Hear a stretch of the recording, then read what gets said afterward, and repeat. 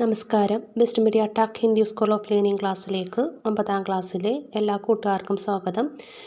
ഇന്നത്തെ ക്ലാസ്സിൽ നമ്മൾ ഡിസ്കസ് ചെയ്യുന്നത് ബഹുത്ത് ദിനോ കെ ബാദ് എന്ന കവിതയാണ്. ഈ കവിത എഴുതിയത് നാഗാർജുൻ. हिंदी के प्रगतिशील साहित्यकार नागार्जुन का जन्म बिहार के दरभंगा में हुआ. ഹിന്ദിയിലെ പുരോഗമന സാഹിത്യകാരനായ നാഗാർജുൻ ജനിച്ചത് ബീഹാറിലെ ദർഭംഗയിലാണ്. ഉൻക മൂൽ നാം വൈദ്യനാഥ് മിശ്ര ഹെ. അദ്ദേഹത്തിൻ്റെ യഥാർത്ഥ പേര് വൈദ്യനാഥ് മിശ്ര എന്നാണ്. ഉൻഹോനെ മൈഥിലി, ബംഗ്ല തഥാ സംസ്കൃത് മേം ഭി രചനായും കി ഹെ. അദ്ദേഹം മൈഥിലി, ബംഗ്ല, സംസ്കൃതം എന്നീ ഭാഷകളിലും രചനകൾ രചിച്ചിട്ടുണ്ട്. സദരംഗോം പങ്കോം വാലി, രതിനാഥ് കി ചാച്ചി, ബൽച്ചനമ, വരുൺ കെ ബേട്ടെ ആദി ഉൻകി പ്രമുഖ രചനായും ഹെ. അദ്ദേഹത്തിൻ്റെ പ്രധാന രചനകളാണ് ഇവ. സദരംഗോം പങ്കോം വാലി, രതിനാഥ് കി ചാച്ചി, ബൽച്ചനമ, വരുൺ കെ ബേട്ടെ. ഭാരത് ഭാരതി സമ്മാൻ, സാഹിത്യ അക്കാദമി പുരസ്കാർ ആദി സെ വെ വിഭൂഷിത് ഹെ. അദ്ദേഹത്തിന് കിട്ടിയ പുരസ്കാരങ്ങളാണ് ഭാരതി സമ്മാൻ, സാഹിത്യ അക്കാദമി പുരസ്കാർ എന്നിവ. അദ്ദേഹത്തിൻ്റെ ജനനം 1911 ജൂൺ 30-നാണ്. മരണം 1998 നവംബർ 5. ഈ കവിതയിൽ അദ്ദേഹം ഒരുപാട് ദിവസങ്ങൾക്ക് ശേഷം അദ്ദേഹത്തിൻ്റെ ഗ്രാമത്തിലേക്ക് മടങ്ങി വരികയും അവിടെ കാണുന്ന അദ്ദേഹത്തിൻ്റെ ഗ്രാമത്തിൻ്റെ സൗന്ദര്യത്തെക്കുറിച്ചും പ്രകൃതി സൗന്ദര്യത്തെക്കുറിച്ചുമാണ് ഈ കവിതയിൽ വർണ്ണിച്ചിരിക്കുന്നത്. ബഹുത്ത് ദിനോ കെ ബാദ് എന്നാൽ അർത്ഥം ഒരുപാട് ദിവസങ്ങൾക്ക് ശേഷം എന്നാണ്. കവിത നോക്കാം. ബഹുത്ത് ദിനോ കെ ബാദ് अब की मैंने जी भर देखी പക്കി സുൻഹലി ഫസലോം കി മുസ്കാൻ. ഒരുപാട് ദിവസങ്ങൾക്ക് ശേഷം അബ് കി മേനെ ഞാൻ, ജീബർ ദേക്കി മനസ്സ് നിറയെ കണ്ടു, പക്കി സുൻഹലി ഫസലോം കി മുസ്കാൻ പക്കി പാകമായി നിൽക്കുന്ന, അതായത് വിളഞ്ഞു നിൽക്കുന്ന, സുൻഹലി എന്ന് പറഞ്ഞാൽ സ്വർണ്ണ നിറത്തിലുള്ള, ഫസലോം കി മുസ്കാൻ ഫസൽ വിളവുകൾ, മുസ്കാൻ പുഞ്ചിരി. അതായത് കവി ഇവിടെ പറയുന്നത് ഒരുപാട് ദിവസങ്ങൾക്ക് ശേഷം ഞാൻ മനസ്സ് നിറയെ കണ്ടു വിളഞ്ഞു നിൽക്കുന്ന, അതായത് പാകമായി നിൽക്കുന്ന സ്വർണ്ണ നിറത്തിലുള്ള വിളവുകളുടെ പുഞ്ചിരി ഞാൻ കണ്ടു എന്നാണ് ആദ്യത്തെ സ്റ്റാൻസിൽ പറയുന്നത്. ബഹുത്ത് ദിനോ കെ ബാദ് അബ് കി മേനെ, അബ് ഇപ്പോൾ ഞാൻ മനസ്സ് നിറയെ കണ്ടു, പക്കി സുൻഹലി ഫസലോം കി മുസ്കാൻ പാകമായി നിൽക്കുന്ന വിളഞ്ഞു നിൽക്കുന്ന വിളവുകളുടെ പുഞ്ചിരി ഞാൻ കണ്ടു എന്നാണ് പറയുന്നത്. രണ്ടാമത്തെ വരിയിൽ നോക്കാം. ബഹുത്ത് ദിനോ കെ ബാദ് അബ് കി മേ ജീബർ സുൻ പായ, ദാൻ കൂടത്തി കിശോരിയോം കി കോകിൽ കണ്ടി താൻ.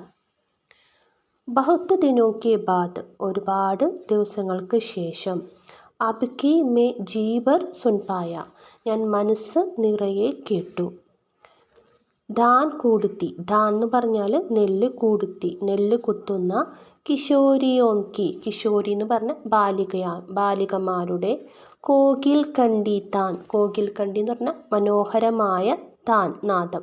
അപ്പോൾ കുറേ ദിവസങ്ങൾക്ക് ശേഷം ഞാൻ കേട്ടു.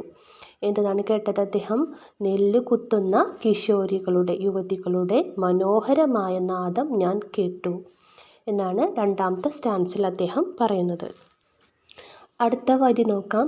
ബഹുത്ത് ദിനോ കെ ബാദ് ഒരുപാട് ദിവസങ്ങൾക്ക് ശേഷം, അബ് കി മേനെ ജീബർ സൂങ്കെ ഞാൻ മനസ്സ് നിറയെ, സൂങ്ന മണക്കുക മണത്തു, മൗൽസരി കെ ഡേർ സെ താസെ ടടക്കെ ഫൂൽ. മൗൽസരി എന്ന് പറഞ്ഞാൽ അർത്ഥം ഇലഞ്ഞിമരം.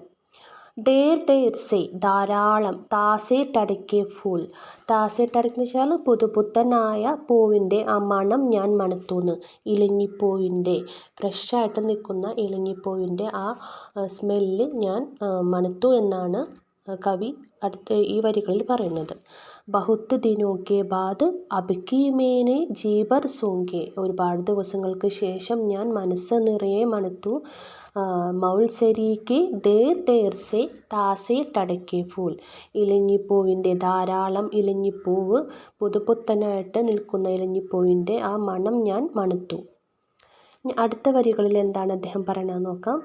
ബഹുത്ത് ദിനോ കെ ബാദ് അബ് കി മേ ജീബർ ചൂപ്പായ.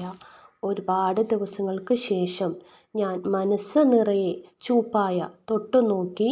അപ്പനെ ഗംവൈ, ഗംവൈ എന്ന് പറഞ്ഞാൽ ഗാവ്, ഗ്രാമം. പഗ്ഡണ്ടിക്ക്, പഗ്ഡണ്ടി എന്ന് പറഞ്ഞാൽ നടപ്പാത, നടപ്പാതയാണ്, നടന്നുണ്ടാകുന്ന വഴി, അതിനാണ് പഗ്ഡണ്ടി എന്ന് പറയുന്നത്. ചന്ദൻ വർണ്ണി ധൂൾ, ചന്ദന നിറമുള്ള പൊടി ഞാൻ തൊട്ടു നോക്കി എന്നാണ് അദ്ദേഹം പറയുന്നത്. ഒരുപാട് ദിവസങ്ങൾക്ക് ശേഷം ഞാൻ മനസ്സ് നിറയെ തൊട്ടു നോക്കി. എൻ്റെ ഗ്രാമത്തിലെ നടപ്പാതയിലുള്ള ചന്ദന നിറമുള്ള ആ പൊടി ഞാൻ ഒരുപാട് ദിവസങ്ങൾക്ക് ശേഷം ഞാൻ തൊട്ടു നോക്കി. അടുത്ത വരി നോക്കാം. ബഹുത്ത് ദിനോ കെ ബാദ് അബ് കി മേനെ ജീബർ താൽ മക്കാന കായ ഗന്നെ ചൂസി ജീബർ. ഇതിൻ്റെ ഈ വരികളുടെ അർത്ഥം, ഒരുപാട് ദിവസങ്ങൾക്ക് ശേഷം മേനെ ജീബർ താൽ മക്കാന കായ, ഞാൻ മനസ്സ് നിറയെ താൽ മക്കാന ഔഷധച്ചെടി, കായ കഴിച്ചു. ഗന്നെ ചൂസെ ജീബർ, ഗന്നെ എന്ന് പറഞ്ഞാൽ അർത്ഥം കരിമ്പ്, ചൂസെ ജീബർ, ചൂസന എന്ന് പറഞ്ഞാൽ നമ്മൾ ചുണ്ടുകൊണ്ട് ഇങ്ങനെ വലിച്ചു കുടിക്കുക, അതാണ്. അപ്പോൾ കരിമ്പ് ഞാൻ വലിച്ചു കുടിച്ചു, ചുണ്ടുകൊണ്ട് ഇങ്ങനെ അതിൻ്റെ നീര് കുടിച്ചു. അപ്പോൾ ഒരുപാട് ദിവസങ്ങൾക്ക് ശേഷം അദ്ദേഹം താൽമക്കാന കഴിച്ചു, കൂടാതെ കരിമ്പിൻ്റെ നീര് ഞാൻ വലിച്ചു കുടിച്ചു എന്നാണ് അദ്ദേഹം ഈ വരികളിൽ പറയുന്നത്. അടുത്ത വരികൾ നോക്കാം. ബഹുത്ത് ദിനോ കെ ബാദ് അബ് കി മേനെ ജീബർ ബോക്കെ. ഒരുപാട് ദിവസങ്ങൾക്ക് ശേഷം ഞാൻ മനസ്സ് നിറയെ ഇതൊക്കെ അനുഭവിച്ചു. ബോഖ എന്ന് പറഞ്ഞാൽ അനുഭവിക്കുക. എന്തൊക്കെയാണ്? ഗന്ധം, സ്മെല്ല്, രൂപം, രസം, ശബ്ദം, സ്പർശം. സബ് സാത്ത് ഇസ് ഭൂപർ, എല്ലാം ഒരുമിച്ച് ഈ ഭൂമിയിൽ ഒരുപാട് ദിവസങ്ങൾക്ക് ശേഷം ഇതെല്ലാം ഞാൻ അനുഭവിച്ചു. ഗന്ധം എന്ന് ഉദ്ദേശിക്കുന്നത് എന്തെന്നാണ്? ഇലഞ്ഞിപ്പൂവിൻ്റെ മണം അദ്ദേഹം അനുഭവിച്ചില്ലേ, ആ സ്മെല്ല് അനുഭവിച്ചില്ലേ, അതാണ് അവിടെ ഗന്ധം എന്ന് ഉദ്ദേശിക്കുന്നത്. രൂപം എന്ന് പറയുന്നത് എന്താണ്? വിളവുകൾ, അതായത് ആദ്യത്തെ വരികളിൽ പറയുന്നില്ലേ അദ്ദേഹം മനസ്സ് നിറയെ കണ്ടു എന്ന് പറയുന്നുണ്ട്. പാകമായി നിൽക്കുന്ന സ്വർണ്ണ നിറത്തിലെ വിളവുകൾ കണ്ടു എന്ന് പറയുന്നുണ്ട്. അതാണ് രൂപം എന്ന് ഉദ്ദേശിക്കുന്നത്. രസം എന്ന് പറഞ്ഞാൽ അദ്ദേഹം താൽമക്കാന കഴിച്ചു, പിന്നെ ഗന്നയുടെ നീര് കുടിച്ചു എന്ന് പറയുന്നുണ്ട്, കരിമ്പിൻ്റെ നീര് കുടിച്ചു എന്ന് പറയുന്നുണ്ട്. അപ്പോൾ അവിടെ രസം എന്ന് ഉദ്ദേശിക്കുന്നത് അതാണ്. ശബ്ദം കേട്ടു അല്ലേ, കിശോരികളുടെ, യുവതികളുടെ മനോഹരമായ നാദം അദ്ദേഹം കേട്ടു എന്ന് പറയുന്നുണ്ട്. അപ്പം അതാണ് ശബ്ദം എന്നവിടെ ഉദ്ദേശിക്കുന്നത്. സ്പർശം എന്ന് പറഞ്ഞാൽ അദ്ദേഹത്തിൻ്റെ ഗ്രാമത്തിൽ നടപ്പാതയിലൂടെ പോകുമ്പോൾ ചന്ദന നിറത്തിലുള്ള പൊടിയെ അദ്ദേഹം തൊട്ടു നോക്കി എന്ന് പറയുന്നുണ്ട്. അപ്പം സ്പർശം എന്ന് ഉദ്ദേശിക്കുന്നത് അതാണ്. അപ്പം അങ്ങനെ ഒരുപാട് ദിവസങ്ങൾക്ക് ശേഷം അദ്ദേഹം ഇതെല്ലാം അനുഭവിച്ചു, ഒരുമിച്ച് ഈ ഭൂമിയിൽ അനുഭവിച്ചു എന്നാണ് ഈ വരികളിൽ പറയുന്നത്.